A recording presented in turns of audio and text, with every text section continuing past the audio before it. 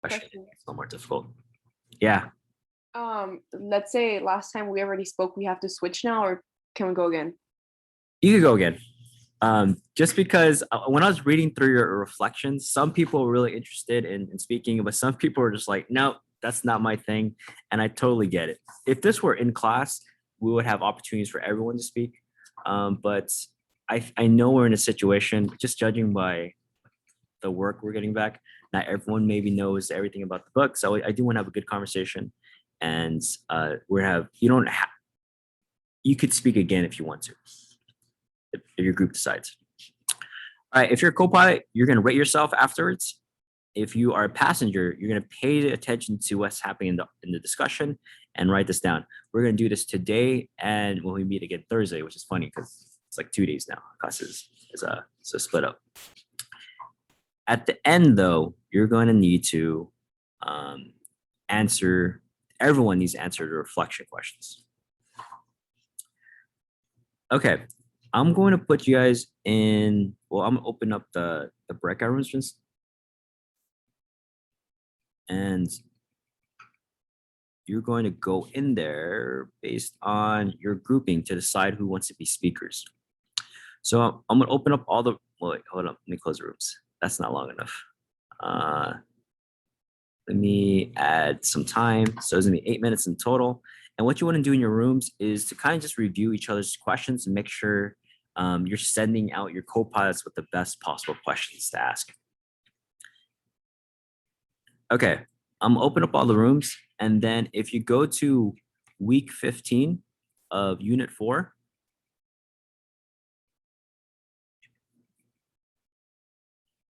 you'll see which breakout room you need to go to.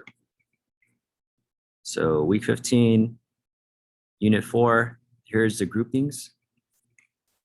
And so just go into your room and take that time to talk to your group members.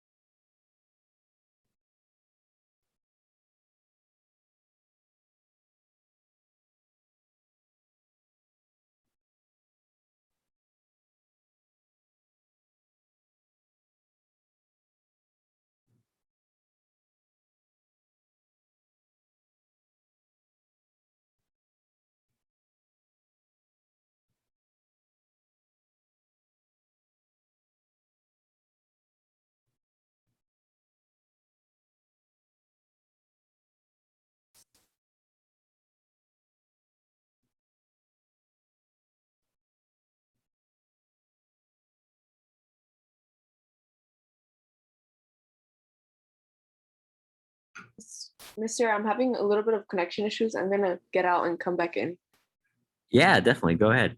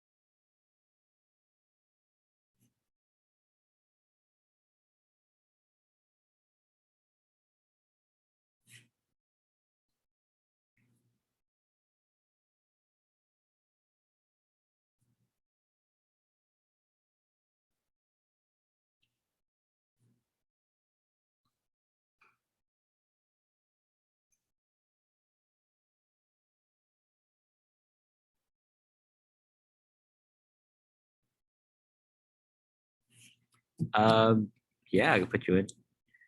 Albert, you're in group. Let's see. 3. Jose. Ah, I didn't put last names. Which Jose is that? Okay, Jose went to group 5. So I think I have to send you to another group because oh, I'm sending you to group 4 right now, Jose.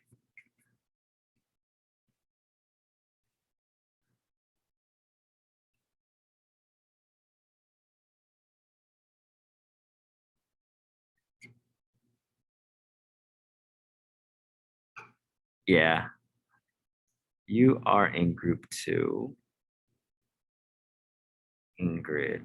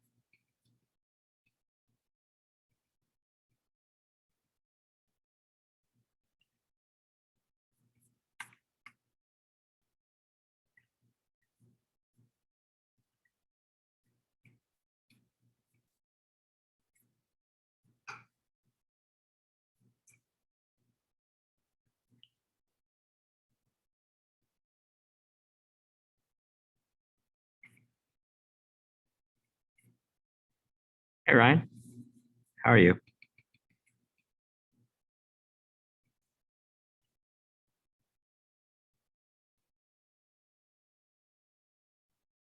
Good. How's everything?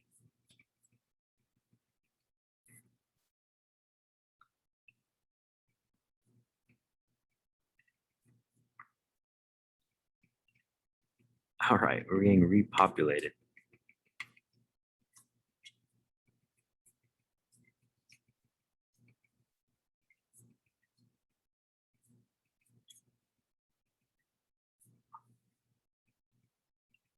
Okay, that should be. Are we still gonna? Um, yeah. So if you're speaking, it's nice to have your camera on. But I think if you're having internet connectivity issues, you could leave it off. But I do like to have camera on so we know who's speaking. Before we get started, um, is anyone on campus right now besides myself, obviously? Well, I don't think we have Oh, freshmen in the class, right? huh? Yeah. Are you on campus right now, Jamlex? No, because today's only freshmen, right? Oh, yeah, you're right. Yeah, so that makes sense because I only have freshmen. Yeah, my mistake. Yeah, you're right. It is only freshman back. I looked at that schedule wrong. Okay, so we should have had uh two pilots, two co-pilots. So whoever wants to be a co-pilot A, the first speaker, if it's possible, turn your camera on and we'll go from there.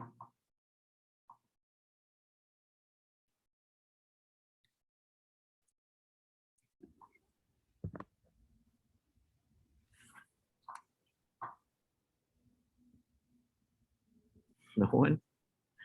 Well, I'll wait for a second. See, look at that. We got Yamalex. Love your glasses.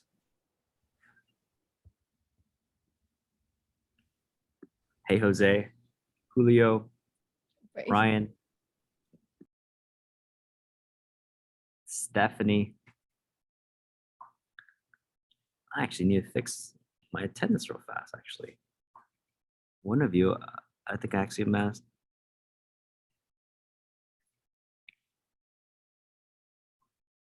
Okay, so the way this usually works, it was a long play. It's we talked about other concepts that started the place from witch trials, and witch hunts, and McCarthyism, and politics and stuff like that. So you really could take this any direction you want. Um, but we'll go. Let's see how this goes. All right, between the one, two, three, should be about six speakers. Who would like to start us off?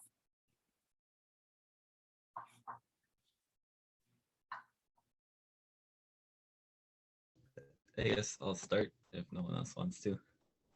Okay, Julio, let us go. Let's start with the level 1 question, right? Or Um, I mean, it's up to you. Since we're a little further into, if it was like the beginning of like the unit and stuff, we would do level one. But you could go a little further if you want to level two, level three. okay, then I'll say level 2. So I'll start there. I'll say, why does Elizabeth remain loyal to Proctor and preserve his reputation after how he's treated her?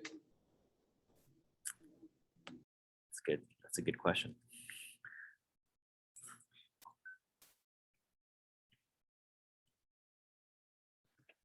I think a lot of the reason why she stayed so loyal to him is ingrained in like uh, the patriarchy, I guess. Like the woman has to be loyal to the man and she has to stay by his side no matter what. So I feel like a lot of her loyalty comes from that rather than actually loving him. Because as we see like in the play, like she still holds a grudge against him for what he did to her. So I think it was more like just the status quo of having to be loyal to your husband. And I wanted to agree to that because I know in the cubicle, when I was reading it, she shows a lot of loyalty to her friends and family, and she shows love to her husband, which is Proctor, even though she's like he does her wrong. But I think also just because of what Ryan said, um, it adds to it. Like she's just trying to show you loyalty and stuff. Yeah, I agree. I also agree that it's for the simplicity of having his name out there, like and not making him look bad. Because if she's like says, oh, like he was in an affair or like starts making a big deal about it, putting him down will put her down as well.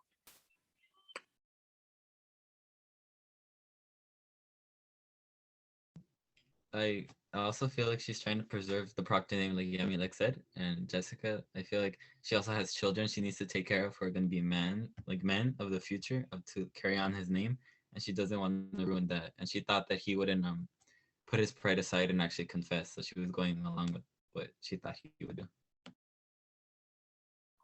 Yeah, so one of the crucial aspects of the story is relied on that emotional conflict between Proctor, Elizabeth, and Abigail, that weird love triangle. So just going back to someone said protecting your husband. I remember back in 2016, Hillary Clinton was running against Donald Trump in the presidential election. One of the major scandals in Hillary Clinton's past is her husband, President Bill Clinton, cheated on her. And for years and years, for whatever reason, society painted Hillary as maybe weaker for sticking with her husband despite infidelity. Do you think that's true? Do you think there, what does it show about, if anything, for a spouse to stay with a spouse if they know there's been that trust has been broken? Is it fair criticism on women?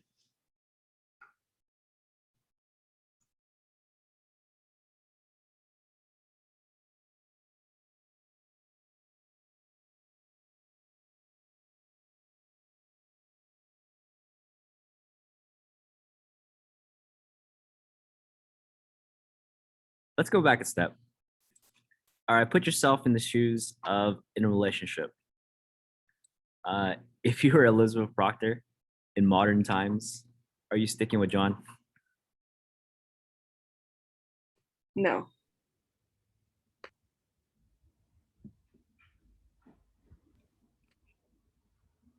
That's it? No? I think it's well, it's kind of hard too, because in her situation, she had kids. So if I were to have kids and they're really young, it's hard like growing up, making like having them grow up without a father. So I think that's what played a huge role in this scene.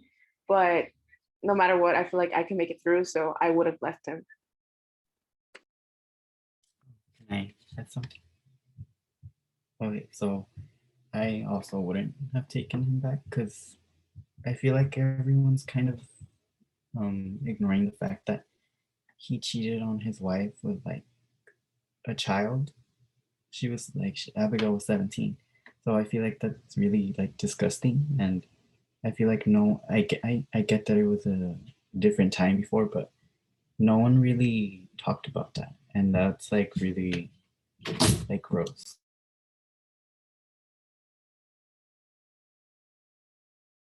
Sorry. And I wanted to add a follow-up question. And how would the situation between John and Abigail be handled today?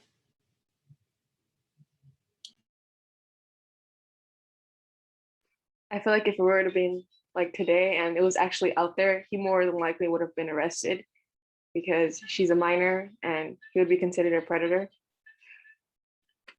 Yeah, and I feel like more attention will go towards him being with a minor than actually cheating on his wife. Because back then it was more like, oh, he cheated on his wife, that's bad. But now it's like, yo, this guy's kind of creepy. This is weird. So I feel like more attention will go towards that than the infidelity.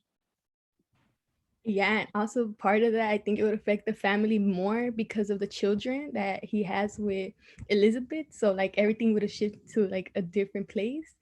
And also I think that he would get locked up, but since I don't know, he probably like get not that much time because they usually like let them out soon. And Yeah, I also wanted to add on. I think Abigail would have probably even been targeted as well, she would have been like, oh, like what was she doing? Did she like target him? I feel like that would have been happening because nowadays a lot of women are targeted in that matter. So I feel like that would have happened at that time. Well, yeah, if it happened. No, yeah, I agree. I feel like there would be a lot of victim blaming even now, as we see in society, and I feel like it's undeserving. And I feel like they would just, instead of targeting Proctor's honor, they would just like full on like go against him. But I feel like other people in the community would also like target Abigail for her, sorry, past actions, I would say. Cool. Let's move on to a new question. Anyone want to introduce one? I have one. Mhm. How does believing in a cause blindly, whether it's religion, a political party, or status quo, harm people? Excellent question.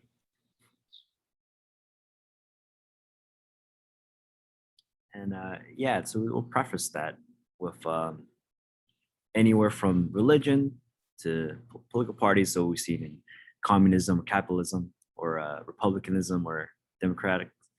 Yeah, let's give them a second to think about that. Brian, can you just repeat it one more time just so they have it fresh in their mind? Yeah. How does believing in a cause blindly, whether it's religion, a political party, or status quo, harm people?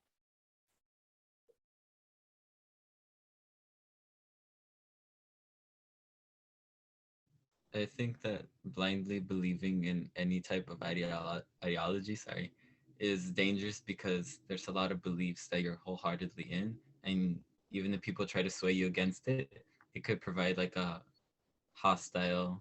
You could get hostile towards someone, and blind devotion or blind belief overall is just not a good thing because there's so many sides to every story, and you're just combating any other side that would ever go against what you believe in.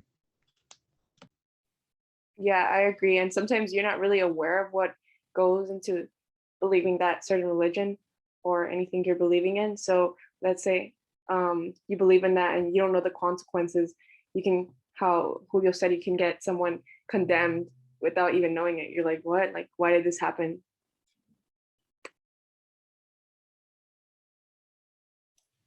I feel like believing in something like that could harm others because, well, like how, well, people could use it to their advantage to harm others. Like how in the story, I forgot what the guy's name was, but he like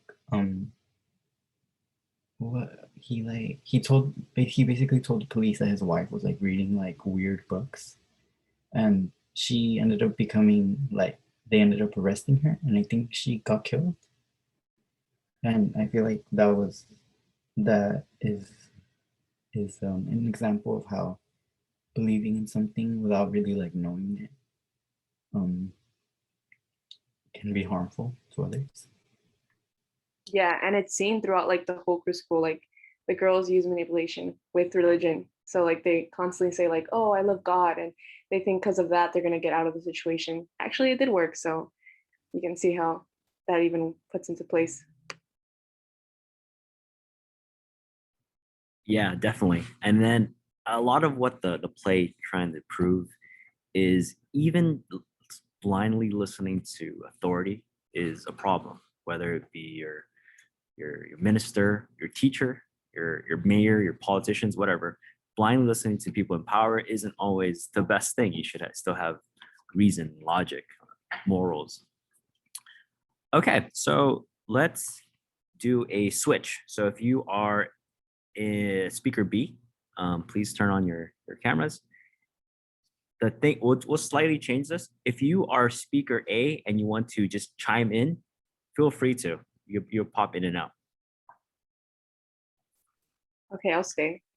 Yeah, so just so if you want to stay as a speaker, you definitely can. All right, we have Lena, Adrian. Should be a few more. I'll give you a second to turn that on. Brandy.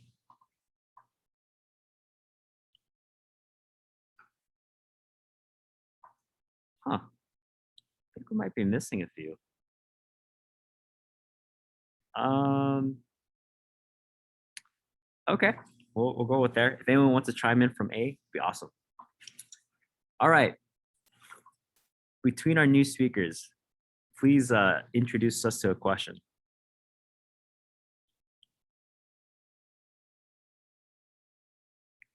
I can start us off. I'll go with a level 2 question, and I put, why do you think the girls blindly followed Abigail? Was it because of who her uncle was, or just because, like, the way that she was able to manipulate people?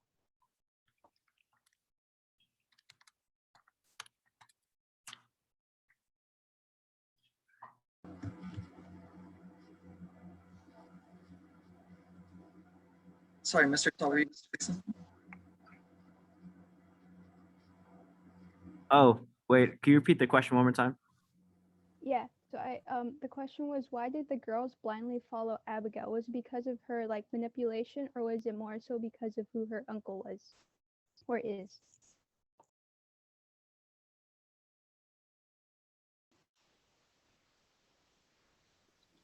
Can I go? I think they followed Brandy, we can't hear Abigail. you because Oh. yeah, Brandy was trying to talk, but we can't hear you. Yeah, Brandy, I'm well- not sure. Oh, can you hear me now? Yeah, I can hear you. Yeah. Okay. I feel it was because of the manipulation. Because like she was good with her words, and maybe because like she got out of her out of the problems, people were like, "Oh, wow, she's smart. She knows what she's doing."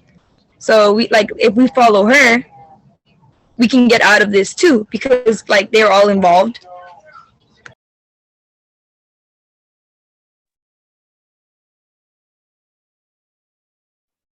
Yeah, Jade, you wanted to add something? Yeah, I was basically just gonna say what Brandy said.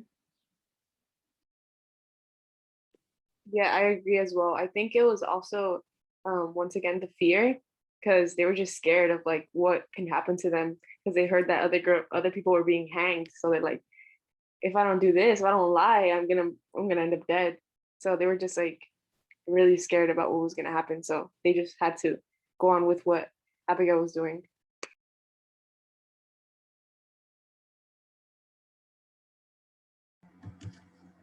Going based off of what everyone said, I would say that it's a mixture of both because, as everyone has clearly stated, that Abigail did use the fear in order to manipulate everyone else. But it feels like with the fear there comes mainly based off the church or from what her uncle signifies within the church. But they understood the punishment, and without that, it seems that Abigail wouldn't have a good basis for manipulating everyone.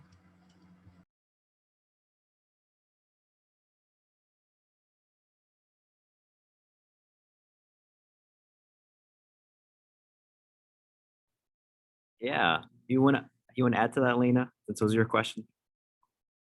Yeah, I agree with Adrian. I think that, and what everyone else had said as well about how that she was, like Brandy said, really good with her words and really able to manipulate them as well. But even before that, when they were like dancing in the woods and stuff like that, I, um, I always wondered if like her uncle being in that position of power helped them to like kind of be like piggyback off Abigail, because you know how she kind of had that safe haven in a way, how Paris being, forget what he is, but yeah, that as well. If I can pose another question as well that kind of piggybacks off this is, do you think Judge Danforth was easily influenced by her because that she had said like I am like a child of God and stuff like that, or was it also more so because he was scared of being accused of witchcraft by her?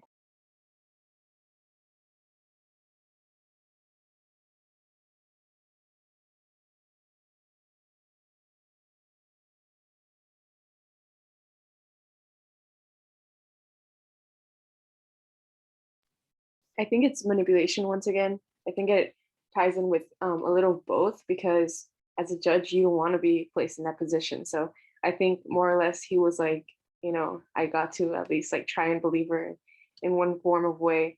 So yeah, I think it was like both.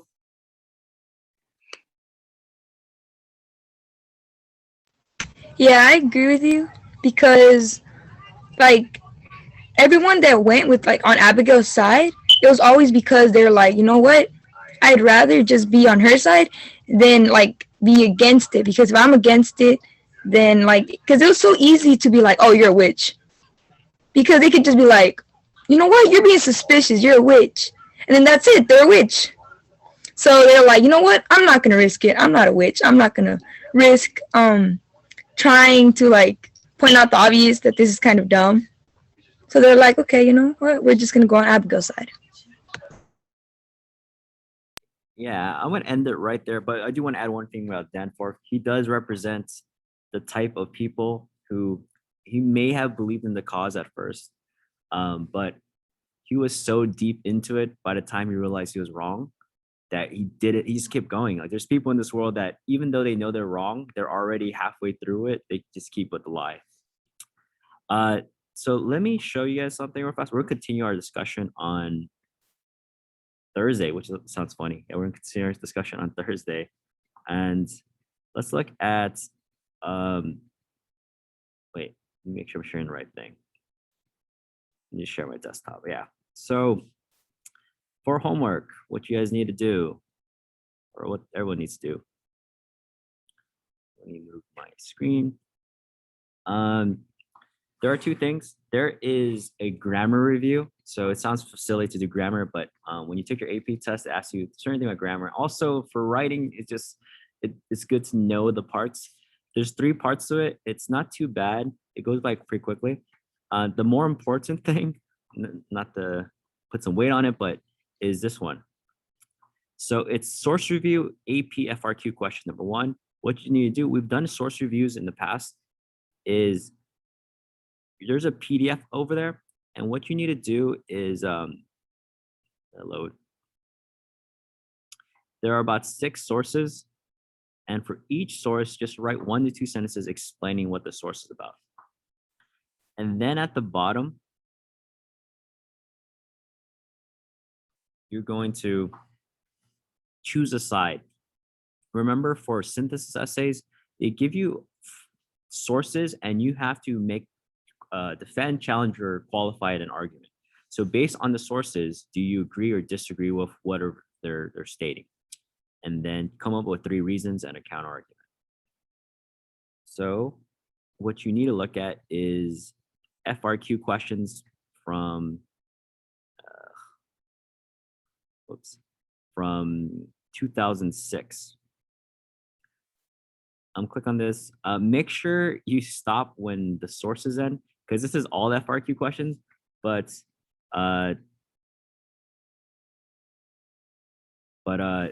you need to do is a synthesis one. When it gets to question 2 about the rhetorical analysis, that's how you know when it stops. Yeah, Thursday. So the dates are weird now because I'll post the recording after. The dates are weird now. So we have 2 assignments due by Thursday, which is the source review. And it should take you anywhere from like 20 minutes, because imagine on the AP test, you only have about 40 minutes to write that essay. So try to read the sources really fast, summarize each source, and then you have a grammar practice. We're going to continue our Socratic seminar on Thursday. Cool. All right, everyone. It was, yeah, it is. I'm going through them. So I finished most of the first essay. I'm working on the second essay now. We'll talk about that on Thursday, about what things we need to improve in our writing. All right. I hope everyone has a wonderful day. Well, I'll see you in like 2 days. It's not even a week anymore. Mr. I have a question. Yeah, go ahead, Julio. Socratic seminar, do we submit it? Do we do the reflection, or I'm confused? No, we're still continuing this on Thursday. We're not Okay. done yet. Yeah. Okay. Thank you. All right. Bye. Wait, Mr. So we don't do the reflection yet till then? No, not yet. You Okay. could like add stuff right now if you want, but you don't need to submit it till Thursday. Okay, bye. See ya.